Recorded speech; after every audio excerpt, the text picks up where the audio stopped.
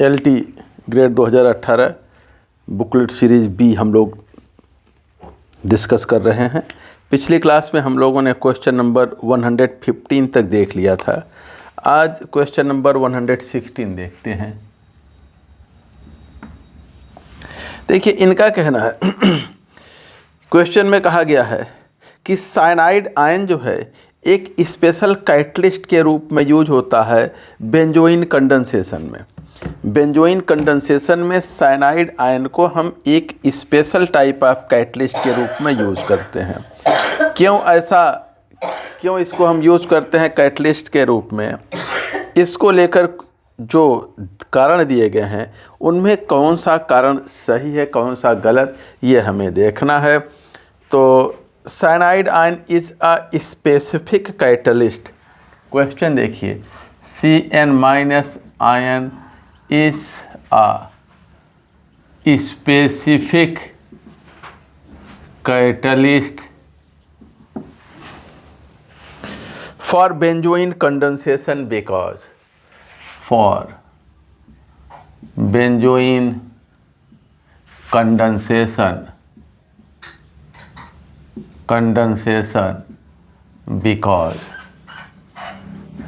कारण दे रहे हैं क्या ये? पहला दे रहे हैं इट इज़ अ न्यूक्लियोफाइल। यह एक स्पेसिफिक कैटलिस्ट है साइनाइड आयन बेंजोइन कंडेंसेशन में। कारण क्या दे रहे हैं? कारण दे रहे हैं पहला, it is a nucleophile. It is a nucleophile.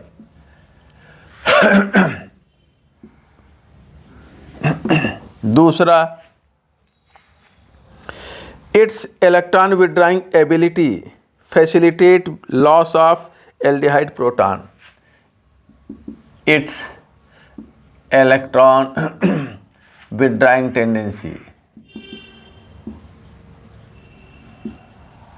tendency facilitate loss of aldehyde proton. Facilitate loss of aldehyde proton.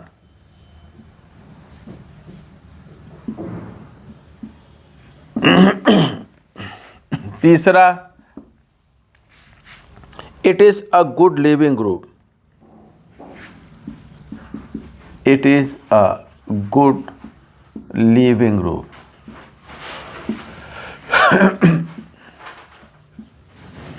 और चौथा, it is a strong base. It is a strong base. अब देखिए, इसमें से कौन कौन से सही हैं कौन सही है, ये तब तक हम स्पष्ट नहीं कर सकते जब तक हमें बेंजोइन कंडेंसेशन की मैकेनिज्म ना पता हो। बगैर बेंजोइन कंडेंसेशन की मैकेनिज्म को जाने हम अगर इन विकल्पों पे कुछ अपनी राय देंगे तो केवल रट कर राय देना है, हमें उसका कंसेप्ट नहीं पता है, कैसे हम जानेंगे कि कौन सा सही है। इसके लिए देखिए, बेंजोइन कंडेंसेशन की मैकेनिज्म हम थोड़ा सा देखते हैं। सबसे पहले बेंजल्डिहाइड बेंजल्डिहाइड पर जो है साइनाइड आयन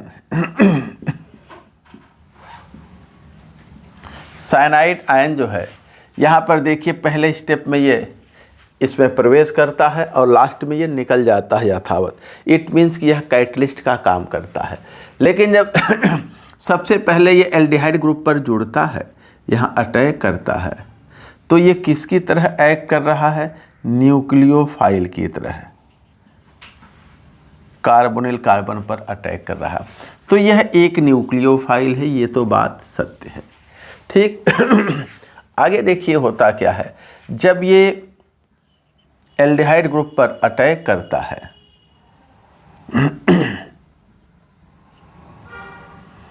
तो ये जो है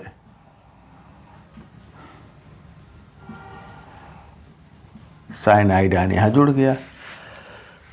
अब फिर सारे के सारे स्टेप रिवर्सिबल हैं, इस रिएक्शन के सारे स्टेप।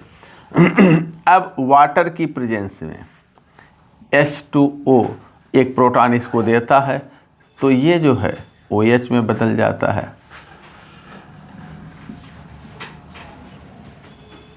OH। ये अब ये जो एल्डिहाइडिक कार्बन पे जो हाइड्रोजन आया है, यह जो है यह प्रोटॉन के रूप में निकलता है, ये जो है प्रोटॉन के रूप में निकलता है, और ये एल्डिहाइडिक कार्बन एक न्यूक्लियोफाइल में बदल जाता है। तो ये प्रोटॉन के रूप में कब निकलेगा? जैसे ये जो हाइड्रोजन है प्रोटॉन के रूप में तब निकलेगा जब बॉन्ड का इलेक्ट्रॉन एकदम इधर हो, हाइड्रोजन से दूर हो। तो cyanide ion strong -I effect इसका होता है, जिसकी वजह से ये इलेक्ट्रॉन को अपनी तरफ खींचता है। ये इलेक्ट्रॉन बहुत ज़्यादा इधर आ जाते हैं और आराम से ये प्रोटॉन यहाँ से निकल जाता है। कोई भी बेस इस प्रोटॉन को सरलता से निकाल लेता है। ठीक है, तो यहाँ पर कोई भी बेस OH- इस पर अटैक करता है, ये इधर चला आता है तो इसका -I इफेक्ट ही उत्तरदायी है इलेक्ट्रॉन को अपनी तरफ खींच करके प्रोटॉन को निकालने के लिए। तो इसका electron withdrawing tendency he loss of aldehydic proton के लिए रिस्पॉन्सिबल है, अर्थात ये भी पॉइंट सही है। अब तीसरा देखा जाए तीसरा क्या होता है जब ये यहाँ से एक न्यूक्लियोफाइल बनता है, प्रोटॉन निकल गया, देखिए ऐसा, जब एल्डिहाइडिक कार्बन से प्रोटॉन निकल जाता है तो एल्डिहाइडिक कार्बन किस में बदल जाता है? एक न्यूक्लियोफाइल में बदल जाता है, इस तरह से CN और यहाँ नेगेटिव चार्ज, यहीं से प्रोटॉन निकला है अब ये न्यूक्लियोफाइल अगले एल्डिहाइड मॉलिक्यूल पर अटैक करता है, अगले एल्डिहाइड मॉलिक्यूल पर अटैक करेगा, ये है। अब जब ये यहाँ अटैक करता है तो ये इधर चला जाता है। अब क्या होता है देखिए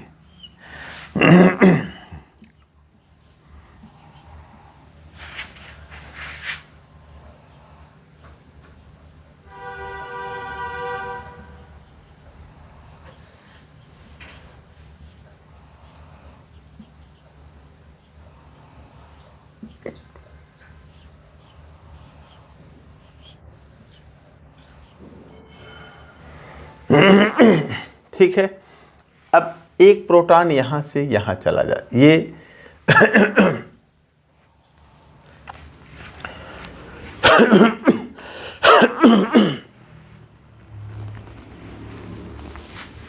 ये प्रोटॉन एक यहाँ से यहाँ चला जाता है, तो अब ये OH में बदल जाता है। यहाँ जब प्रोटॉन निकल के यहाँ चला जाएगा तो ये OH में बदल जाएगा और ये नेगेटिव चार्ज अब ये इस पे अटैक करता है तो यहाँ से निकलता है।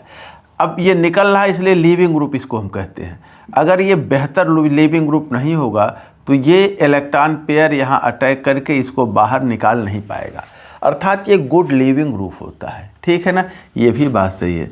जो गुड लीविंग ग्रुप होते हैं वह वीक बेस होते हैं, खूब हमने लिखाया है।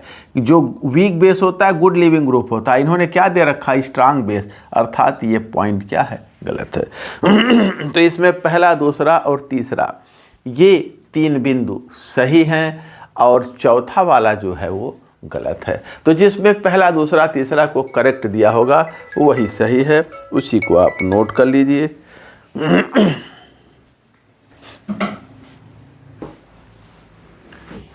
अगला देखते हैं क्वेश्चन नंबर नेक्स्ट 117।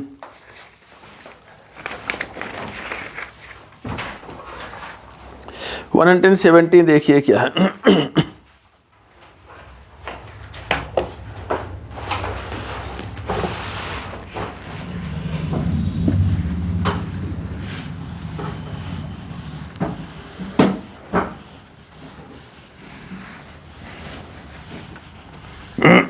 क्वेश्चन 117 इसमें क्या गया है? Consider the following assertion and reason. यहाँ पे एसर्शन और रीजन दिए गए हैं, कथन और कारण दिए गए हैं। क्वेश्चन 117, एसर्शन कथन, देखिए क्या दिया गया है। कथन दे रहे हैं कि all aldehyde undergo aldol condensation, all aldehyde undergo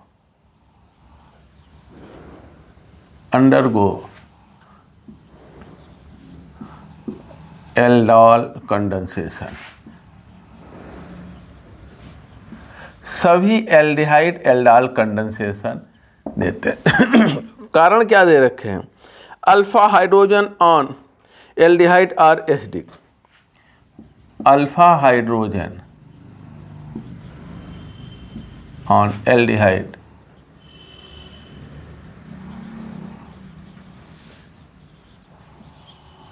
acidic. देखिए एल्डिहाइड एल्डाल कंडेंसेशन देते तो हैं, ये तो बात सही है, लेकिन सारे के सारे एल्डिहाइड एल्डाल कंडेंसेशन नहीं देते। एल्डाल कंडेंसेशन केवल वे एल्डिहाइड देते हैं जिनके पास एसिडिक अल्फा हाइड्रोजन होता है। एसिडिक अल्फा हाइड्रोजन जिनके पास होता है वही एल्डिहाइड एल्डाल कंडेंसेशन देते हैं। तो ये जो कथन है वो तो गलत है। कारण देखिए अब अगला, alpha hydrogen are acidic, carbonyl carbon के बगल वाले जो कार्बन होते हैं इसके बगल वाले जो कार्बन होते हैं, अल्फा कार्बन है, यहाँ का हाइड्रोजन अल्फा हाइड्रोजन, ये एसिडिक होता है, ये बात सही है, ये बात गलत है। तो कथन जो है, जो ए है ये ट्रू है, सॉरी फॉल्स है, और आर जो है और रीजन जो है ये ट्रू है। जिसमें ये विकल्प दिया होगा वो विकल्प सही है। और डी वाला शायद यही दिया है। अब क्वेश्चन नंबर 118 देखते हैं। Question number 118,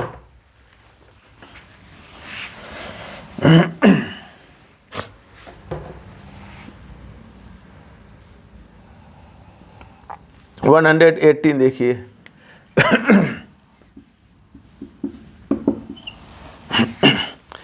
Which one of the following reaction does not result in carbon-carbon bond formation? हाँ देखिए किस रिएक्शन में कार्बन कार्बन बॉन्ड, नया कार्बन कार्बन बॉन्ड नहीं बनता? पहला दे रखे हैं Friedel craft reaction, Friedel craft reaction. इसमें जो है बेंजीन रिंग पर एल्किल ग्रुप आके जुड़ता है, यहाँ तो कार्बन कार्बन बॉन्ड बनता है। दूसरा दे रखे हैं पर्किन रिएक्शन, यहाँ पे भी कार्बन कार्बन बॉन्ड बनता है, एक्टिव मेथाइलिन कंपाउंड जुड़ता है आकर के। तीसरा डायल्स एल्डर रिएक्शन, यहाँ पे भी कार्बन कार्बन बॉन्ड बनते हैं।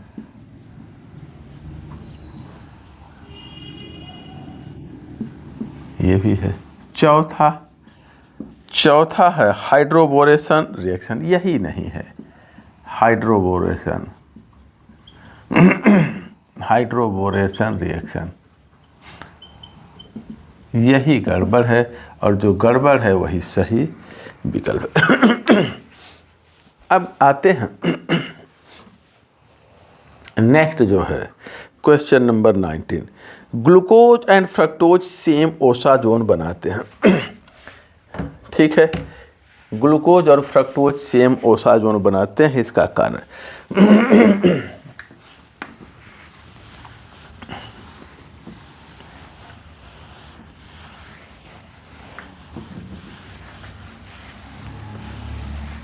Glucose and fructose form same osazone because question 119, glucose and fructose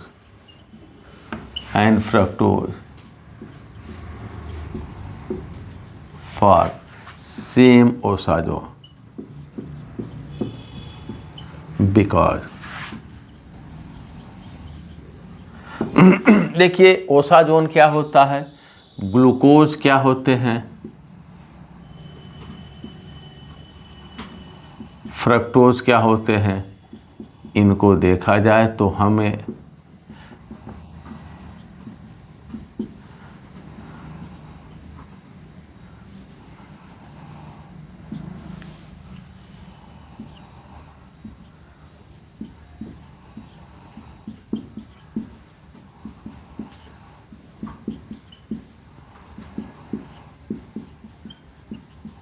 यह ये पहला कार्बन, ये दूसरा, तीसरा, चौथा, पांचवा, छठा, ये ओसाजोन है। केवल पहले दूसरे कार्बन पर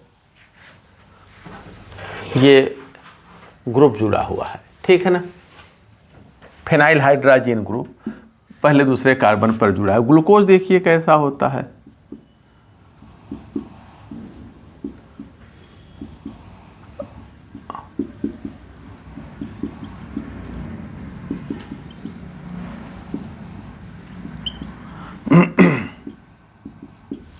ग्लूकोज है ये। फ्रक्टोज कैसा होता है,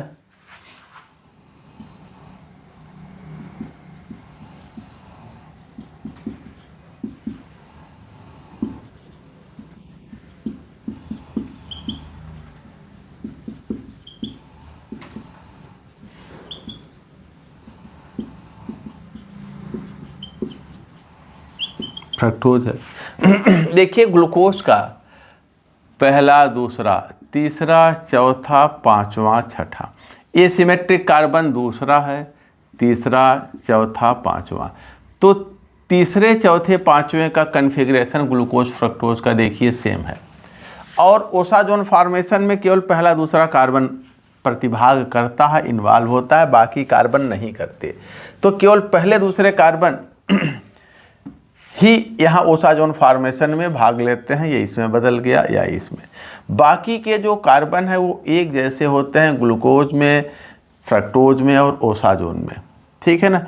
तो जो कायरल कार्बन है C3, C4, C5 glucose fructose में एक जैसा होता है, इसलिए ये एक जैसा ओसाजोन बनाते हैं। तो यहाँ विकल्प कौन सा होगा, जो भी विकल्प है ये बी, विकल्प बी में देखिए,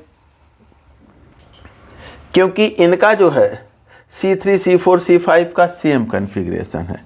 विकल्प बी में दिया है C3, C4 एंड C5 इनका सेम कन्फिग्रेशन,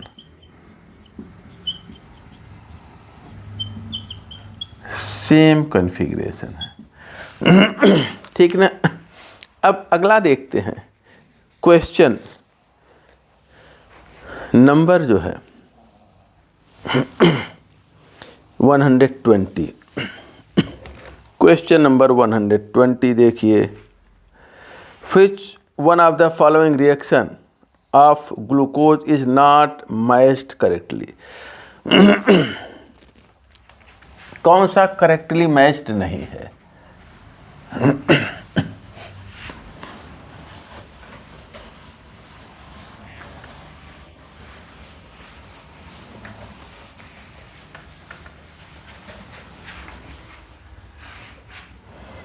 देखिए 120 देखा जाए कौन करेक्टली मैच नहीं है। पहला दे रखे हैं ब्रोमीन वाटर, रिएजेंट और प्रोडक्ट दे रखे हैं।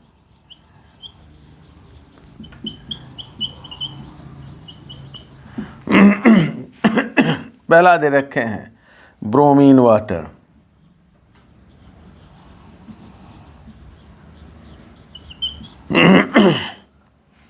प्रोडक्ट दा क्या दे रखे हैं ग्लूकोनिक एसिड,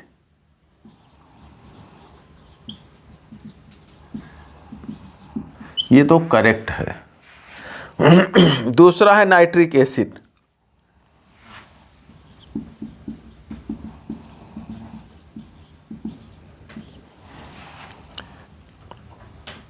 ग्लूकुरोनिक एसिड, ग्लूकुरोनिक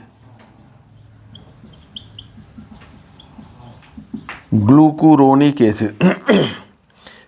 तीसरा दे रखे हैं sodium borohydride, sodium borohydride. Product क्या दे रखे हैं? सॉर्बिटॉल। और चौथा क्या दे रखे हैं? Concentrate HI phosphorus, HI plus red phosphorus. इसके लिए दे रखे हैं एनहेक्सेन। तो देखिए हाइड्रोजन आयोडाइड रेड फास्फोरस के साथ एनहेक्सेन मिलता है, ये भी सही है। बोरोहाइड्राइड, सोडियम बोरोहाइड्राइड के साथ सॉर्बिटॉल मिलता है, ये भी सही है। और यहाँ पर गड़बड़ है, नाइट्रिक एसिड जो है ग्लूकायरिक या साइकरिक एसिड देता है। नाइट्रिक एसिड क्या देता है? ग्लूकायरिक और साइकरिक एसिड। ग्लूकायरिक या साइकरिक एसिड में क्या होता है? ऊपर नीचे हर तरफ कार्बोक्सिल ग्रुप होता है, ये जो है साइकरिक। ग्लूकुरोनिक एसिड क्या होता है? ग्लूकुरोनिक एसिड देखिए ऐसा होता है, ग्लूकोज, ये जो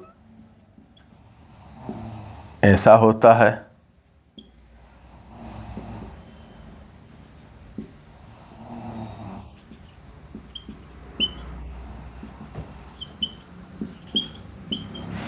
ये जो CH2OH छठा कार्बन था, पहला, दूसरा, तीसरा, चौथा, पांचवा, पहला, दूसरा, तीसरा,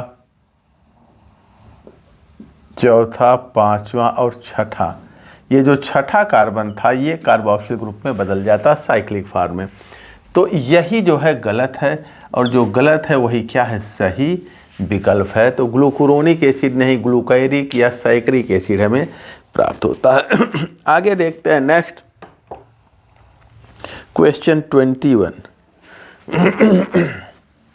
क्वेश्चन 21 में एक पॉलीमर दे रखे हैं और वो क्या होगा, उसका क्या नाम हो सकता है, ये पूछा गया है।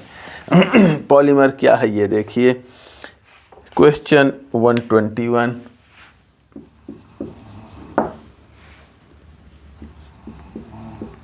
NHCO, CH2, CH2, CO, NH, CH2, 4, NH, CO,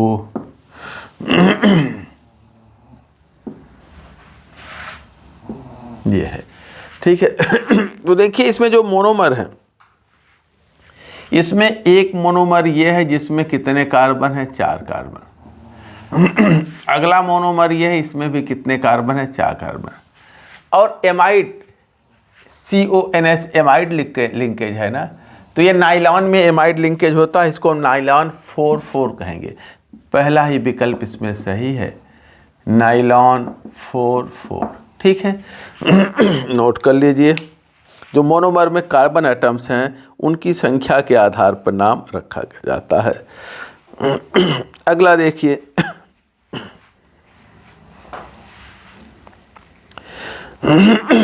कुछ जो है पॉलीमर दे रखे हैं और उनके मोनोमर दे रखे हैं, देखा जाए कौन सा सही है। क्वेश्चन 122।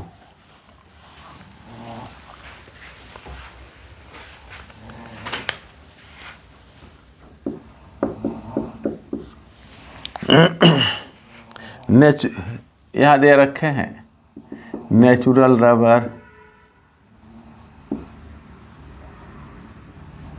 बी दे रखे हैं ऑर्लॉन,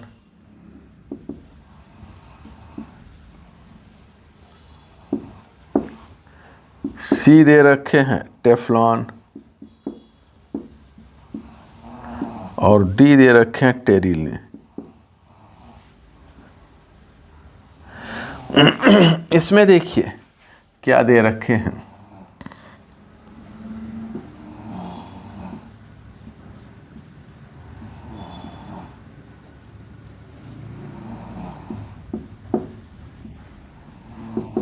प्लस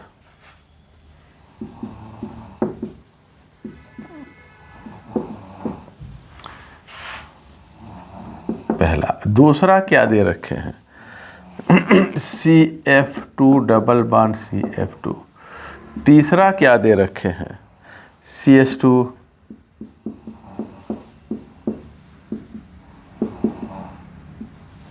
चौथा क्या दे रखे हैं?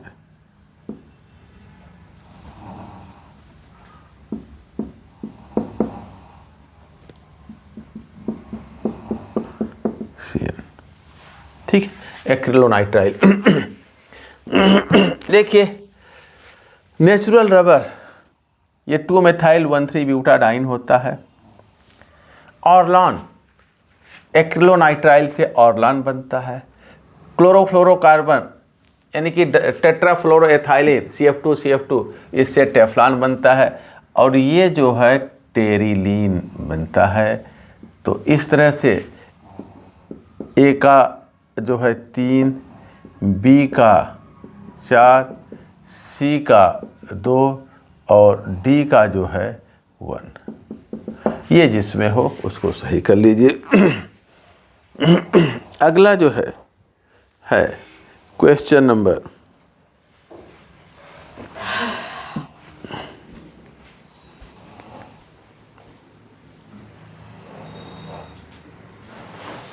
नेक्स्ट देखते हैं अगला क्वेश्चन। देखिए, हमें जो है इसमें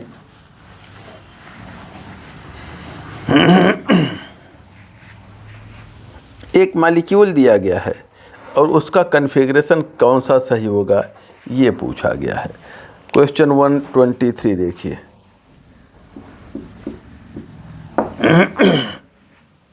SO फिर यहाँ CH2 होता है जहाँ कॉर्नर होता है।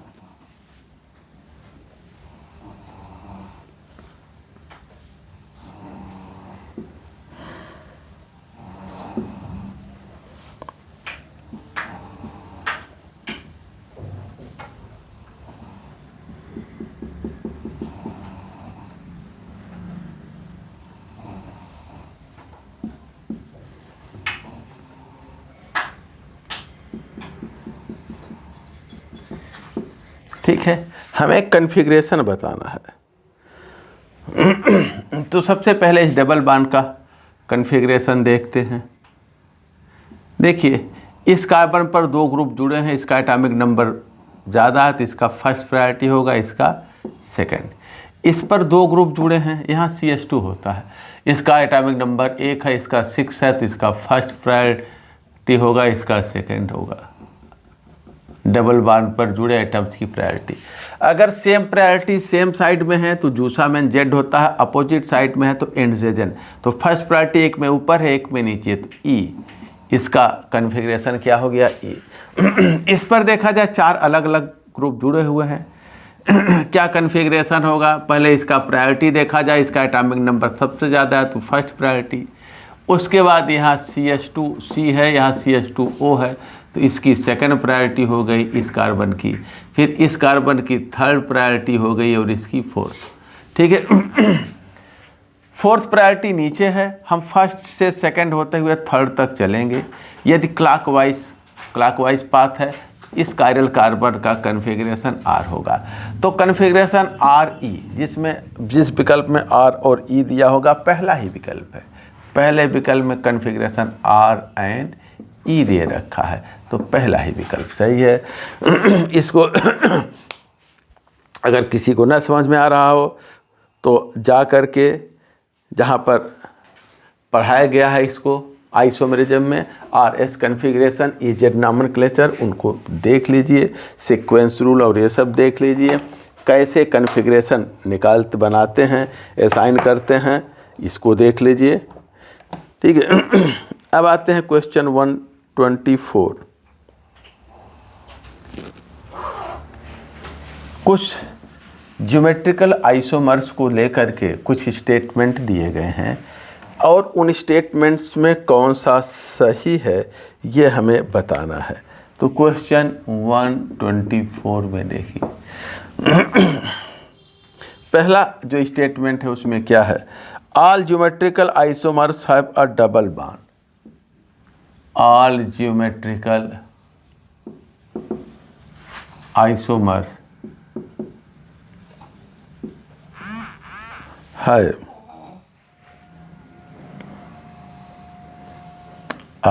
Double bond.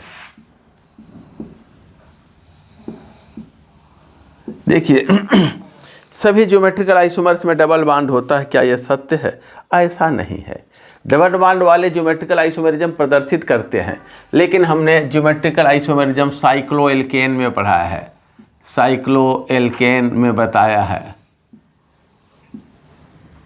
स्पाइरेन में बताया है ना, स्पाइरेन में बताया है, कुमुलिन में बताया है।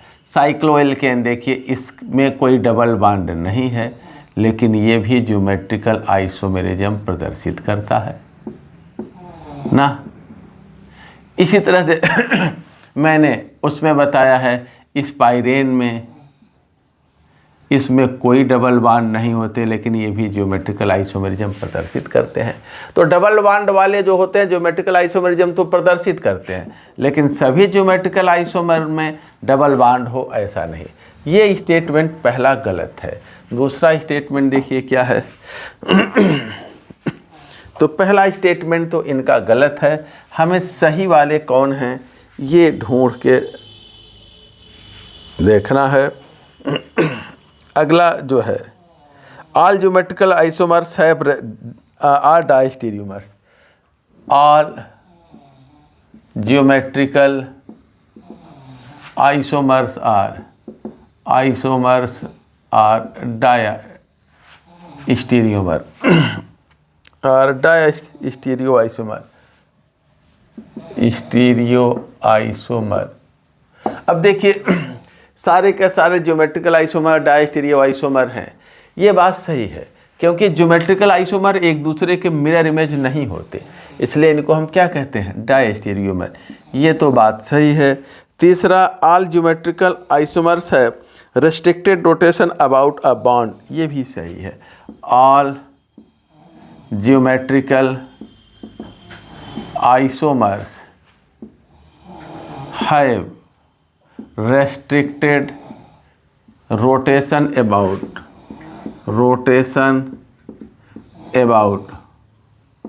a bond। restricted rotation होता है इनका, ये भी सही है। चौथा क्या है, no two substituents on any of the two items about which there is restricted rotation should be same। no two items, no two substituents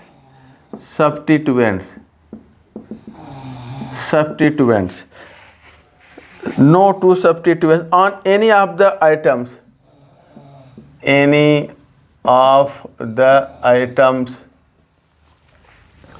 about which there is restricted rotation, about which there is restricted rotation, there is restricted rotation should be same, ये भी सही है। जिन carbons जिन atoms पर restricted rotation होता है उन पे जुड़े दोनों समूह एक जैसे नहीं होने चाहिए, या डबल बॉन्ड युक्त दो कार्बनों पर एक जैसे दो समूह नहीं, दोनों कार्बन पर या प्रत्येक कार्बन पर एक जैसे दोनों समूह नहीं होना चाहिए। तो ये सही है और बाकी ये पहला वाला गलत है। तो करेक्ट विकल्प वो है जिसमें 2, 3 और 4 वाले विकल्प को सही दिया गया है, और ये विकल्प बी है, ओनली 2, 3 एंड 4। विकल्प सी देखेंगे ओनली 2, 3 एंड 4, ये वाला सही है। अब अगला देखते हैं नेक्स्ट क्वेश्चन। अगला क्वेश्चन जो है 125, क्वेश्चन 125 क्वेश्चन 125 देखिए क्या है। क्वेश्चन 125,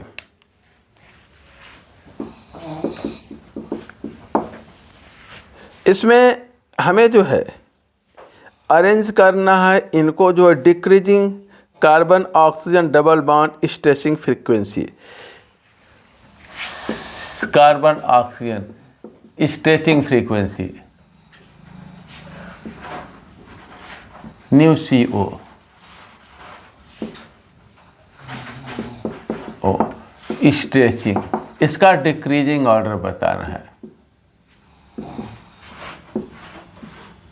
ठीक है, डिक्रीजिंग ऑर्डर। तो इसमें देखिए पहला दे रखे हैं CH3COOCH3, दूसरा दे रखे हैं CH3COCl, तीसरा दे रखे हैं CH3COH, और चौथा दे रखे हैं CH3CONH2। तो यहाँ पर देखिए इसमें जो कार्बन ऑक्सीजन डबल बॉन्ड है ना, यही बॉन्ड आगे पीछे स्ट्रेच करता है, ऐसे वाइब्रेट करता है, और इसी के वाइब्रेशन की फ्रीक्वेंसी हमें पूछी गई है। हमने बताया है कि बॉन्ड स्प्रिंग की तरह कार्य करता है। फोर्स कांस्टेंट जितना ज़्यादा होता है, फ्रीक्वेंसी जो है वाइब्रेशन की उतनी कम होती है। ठीक है ना। बॉन्ड जितना रिजिड होता है, वाइब्रेशनल फ्रीक्वेंसी उतनी कम होती है। तो अगर हम देखें बॉन्ड जितना रिजिड होता है, वाइब्रेशनल फ्रीक्वेंसी जो है उतनी अधिक होती है, और हमें डिक्रीजिंग ऑर्डर में अरेंज करना है इनको। तो देखिए यहाँ पर कोई इलेक्ट्रॉन देने वाला समूह नहीं जुड़ा है। इलेक्ट्रॉन देने वाले समूह इसके एंटी बॉन्डिंग में इलेक्ट्रॉन देते हैं, जिसकी वजह से इसमें सिंगल बॉन्ड कैरेक्टर आ जाता है। सिंगल बॉन्ड कैरेक्टर आ जाता है तो इसका जो है स्ट्रेचिंग फ्रीक्वेंसी जो है ये क्या हो जाती है, स्ट्रेचिंग फ्रीक्वेंसी घट जाती है। तो हाईएस्ट इसी का होगा। ठीक है, और लोवेस्ट किसका होगा, इसमें देखिए बहुत ज़्यादा इसका डीलोकलाइजेशन है, ये इधर जाएगा, सिंगल बॉन्ड कैरेक्टर आ जाएगा, बॉन्ड बड़ा हो जाएगा, दृढ़ता बॉन्ड की कम हो जाएगी, फोर्स कांस्टेंट घट जाएगा, तो वाइब्रेशनल फ्रीक्वेंसी भी क्या होता है, घट जाता है। तो सबसे ज़्यादा 3 वाले का होगा, और सबसे कम जो है 4 वाले को होगा। इसी बीच में हमें जो है 1 और 2 को फिट करना है। तो देखिए अगर हम विकल्प में देखें तो तीसरा विकल्प C ऐसा है, विकल्प C ऐसा है जिसमें हाईएस्ट किसका दिया है, हाईएस्ट दिया है 3 और लोवेस्ट दिया है 4 का। इसमें बाकी 1 यहाँ आता है और यहाँ 2 आता है। तो जो विकल्प C है वही सही विकल्प है। ठीक है, नोट कर लीजिए। प्लस आई इफेक्ट, जैसे इनका बढ़ेगा सिंगल बॉन्ड कैरेक्टर इसमें आएगा, वाइब्रेशनल फ्रीक्वेंसी घट जाती है, फोर्स कांस्टेंट घट जाता है। ठीक है ना। तो न्यू इक्वल टू होता है 1/2 पाई C√μ/K। तो K/μ के, तो K जितना ज़्यादा होगा वाइब्रेशनल फ्रीक्वेंसी उतनी ज़्यादा होगी। अब देखते हैं क्वेश्चन नंबर 126। क्वेश्चन नंबर 126, सारी चीज़ें ये पढ़ाया गया है आपको स्पेक्ट्रोस्कोपी में, और लिखाया गया है आपकी कॉपी में भी, ये सब एग्जाम्पल लिखाए गए हैं, उसको बढ़िया सा पढ़ लीजिएगा आप लोग। क्वेश्चन नंबर 126, इसमें देखिए which of the following does not affect the proton of new maximum position of new maximum in IR spectra. IR spectra में कौन जो है लैम्डा मैक्स को प्रभावित नहीं कर न्यू मैक्स को प्रभावित नहीं करता। ठीक है ना। जो फ्रीक्वेंसी है मैक्सिमम एब्जॉर्बेंस की, उसको प्रभावित नहीं करता। देखिए इसमें पहला दे रखे हैं हाइड्रोजन बॉन्डिंग, ये तो प्रभावित करता है बॉन्डिंग। फ्रीक्वेंसी वाइब्रेशन कोई हाइड्रोजन बॉन्डिंग द्वारा बहुत ज़्यादा प्रभावित होती है। अगला है इंडक्टिव एंड मेजोमेरिक इफेक्ट, ये भी बहुत प्रभावित करते हैं। आपको लिखाया भी गया है सारे फैक्टर जो इनको प्रभावित करते हैं। एंड मेजोमेरिक इफेक्ट ये भी आपको लिखाया गया है। सी है फर्मी रिजोनेंस, ये भी लिखाया गया है। फर्मी रिजोनेंस वाइब्रेशनल फ्रीक्वेंसी को प्रभावित करते हैं, ये भी प्रभावित करता है, ये भी। अगला है डॉपलर इफेक्ट, ये नहीं है। डॉपलर इफेक्ट हम लोग फिजिक्स में पढ़ते हैं, ये नहीं है। जो नहीं है वही सही विकल्प है, ठीक है ना। अब आते हैं क्योंकि नहीं है जो वो पूछा है, जो नहीं प्रभावित करता। अगला लैम्डा मैक्स कैलकुलेट करने के लिए पूछा है ब्यूटाडाइन में, क्वेश्चन 127 लैम्डा मैक्स। देखिए जो ब्यूटाडाइन है वो कौन कौन सा है, ये ब्यूटाडाइन है। तो इसमें देखिए दोनों डबल बॉन्ड एक ही रिंग में है ना, यानी कॉन्जुगेट होमो एनुलर डाइईन है।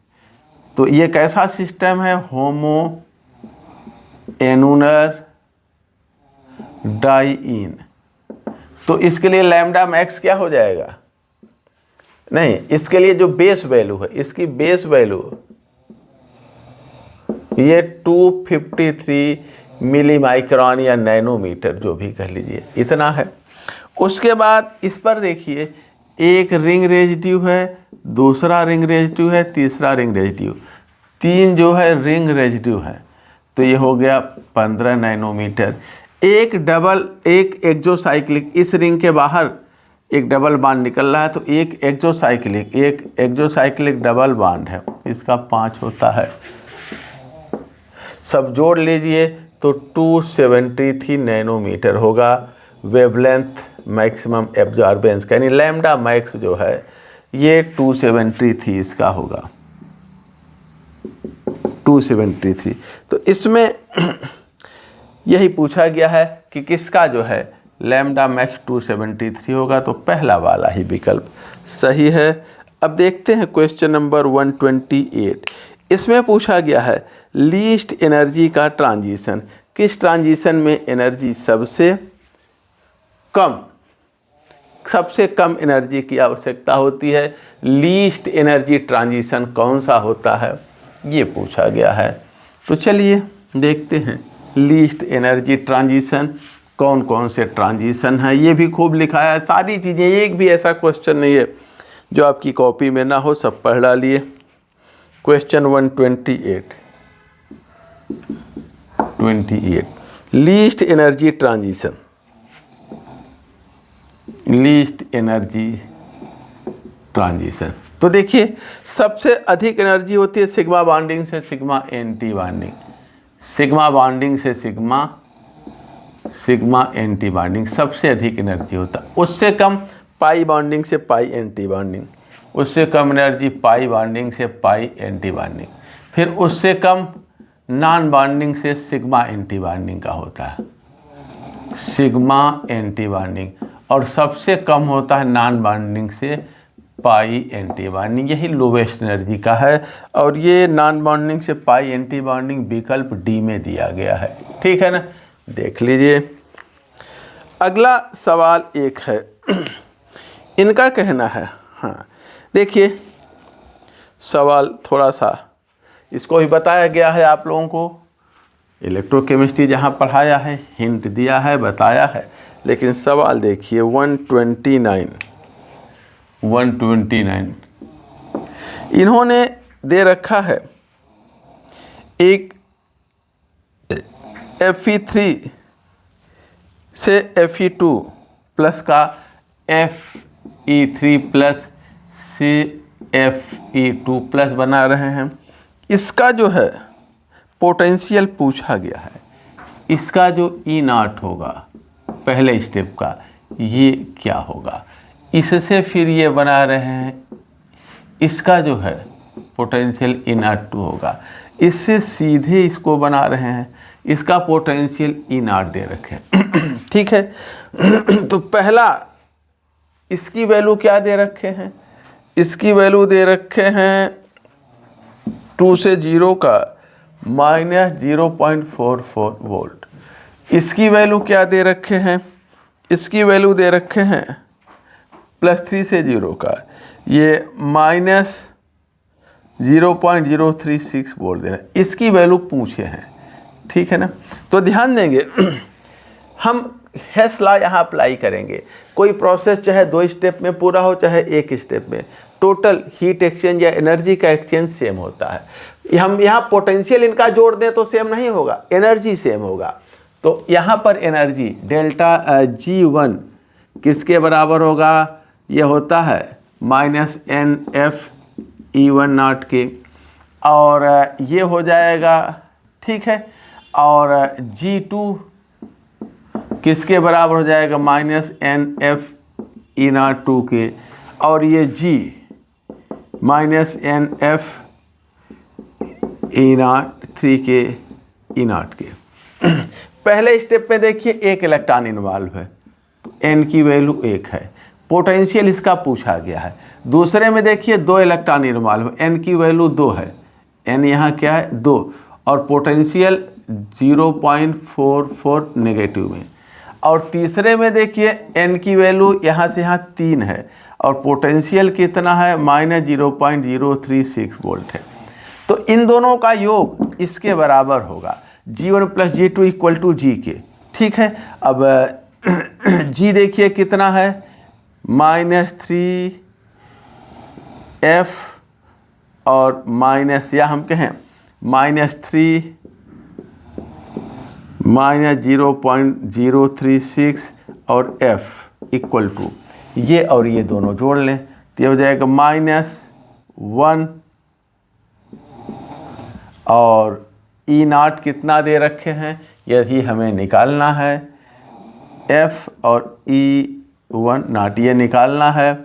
और फिर प्लस अगला क्या दे रखे हैं, N की वैल्यू 2 है तो -2 और -0.44 और F देखिए इधर भी है इधर भी है, F कैंसिल हो जाएगा, F कैंसिल हो जाएगा। इसको मल्टीप्लाई करेंगे तो 3 × 6 = 18, 3 × 3 = 9, 1 10, तो और ये माइनस माइनस प्लस हो जाएगा इतना, ठीक है। = किसके हो जाएगा, इसकी वैल्यू तो हमें पता नहीं है तो ये -E10 हो गया, और प्लस ये देखिए माइनस माइनस प्लस हो जाएगा, इसको गुणा कर देंगे तो 0.88 आ जाएगा, 2 से गुणा करेंगे तो 0.88। अब E10 ठीक है, इसको इधर घटा दें, 0.88 माइनस 0.108। अब इसको सब्ट्रैक्ट करके देखेंगे तो ये वैल्यू जो है 0.772 आ रहा है, इसमें से इसको घटाएंगे तो 0.772 वोल्ट, ठीक है। और ये जो है कौन सा विकल्प है, विकल्प जो है, तो ध्यान देंगे ऐसे सवाल में एनर्जी का हम समेशन देखते हैं, पोटेंशियल का नहीं। ये विकल्प डी है, 0.772 वोल्ट, विकल्प डी सही है, ठीक है। अगला जो है क्वेश्चन नंबर 130 देखिए क्या है। क्वेश्चन 130 में दे रखा है, ये पोटेंशियल दे रखा है कुछ इलेक्ट्रोड का, और पूछा गया है कि कौन सा जो है स्ट्रांग रिड्यूसिंग एजेंट, ठीक है। क्वेश्चन 130 इसमें A, B, C और D ये दे रखे हैं, इनका रिडक्शन पोटेंशियल दे रखा है कितना, -2.90, और अगला जो है +1.50, अगला जो है -0.74, अगला जो है +0.34, ठीक है। इसका ऑक्सीडेशन पोटेंशियल क्या होगा, बस साइन बदल जाएगा, +2.7090 -1.50 प्लस 0.74 और -0.34, जिसका हाईएस्ट ऑक्सीडेशन पोटेंशियल होता है ये स्ट्रांग रिड्यूसिंग एजेंट होगा, स्ट्रांग रिड्यूसिंग एजेंट। तो यही सही है, ठीक है, ये वाला जिस ए। और इसी के साथ आज की क्लास रोकते हैं। 20 सवाल और बचे हैं, अब इसको अगली क्लास में बताते हैं। आज इसी पे।